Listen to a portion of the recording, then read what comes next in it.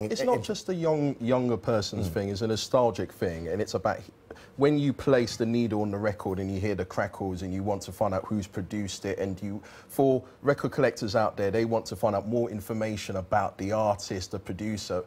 If you buy a CD, it's a similar deal, but with an MP3, it's just a digital format. With vinyl, it's more personal, and you've got it for life. But I remember back when people were making the move from vinyl to digital forms of music, and it was all about the quality. Yeah. And there is a diminishing in quality when you move back from digital to vinyl. So what has changed in that regard? Are we just not simply as picky about it? It's not so much the pickiness. I mean, for me, when I'm DJing, I DJ on both formats. So I DJ on a digital format, and sometimes I do vinyl-only nights.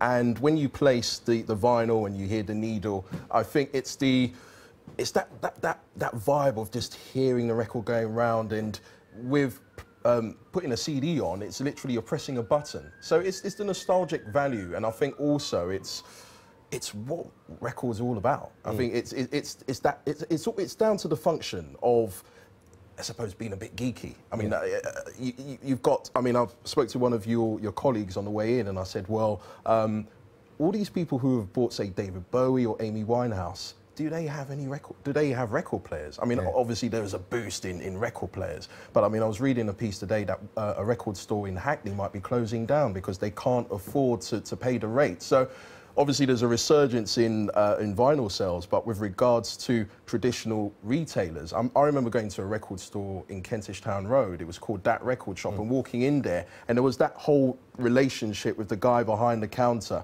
who would put records behind the counter for you because you had that relationship with them. And if there was a record that came over from America, imports, they put it behind the counter. But that's all changed. See, I remember going to a shop in Glasgow, now departed 23rd Precinct, going home and my dad seeing the bag and saying, you know, I used to buy my records there. Yeah. The problem is... What did you buy? I was house and soul man myself back in the day. Got to shake your hand. Of course, obviously.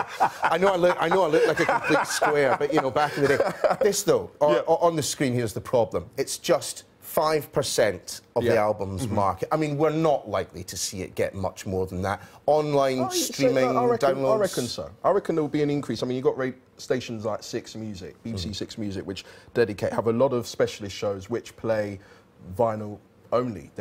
And the thing is, it's down to the accessibility where you can get vinyl from. And I mean, you've got Tesco, you've got HMV, you've got all those other places. But it'd be great to see a resurgence of those specialist stores where you can walk in there, you can see the man behind the counter, but most of them are all closed. You're making me nostalgic, and we could carry on talking about this for hours, believe me. Edward Adoo, I'm glad you're a house and soul man. You made my night.